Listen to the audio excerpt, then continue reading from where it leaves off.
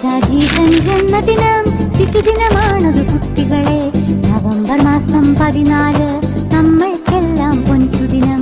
ചാച്ചാജി തൻ ജന്മദിനം ശിശുദിനമാണത് കുട്ടികളെ. നവംബർ മാസം 14 നമ്മൾക്കെല്ലാം പൊൻസുദിനം. വെള്ളത്തൊപ്പി ധരിച്ചിടും വെള്ളക്കുപ്പായക്കാരൻ, നന്മ നിറഞ്ഞൊരു വഴികാട്ടി നെഹ്റു എന്നൊരു ചാച്ചാജി. വെള്ളത്തൊപ്പി ധരിച്ചിടും വെള്ളക്കുപ്പായ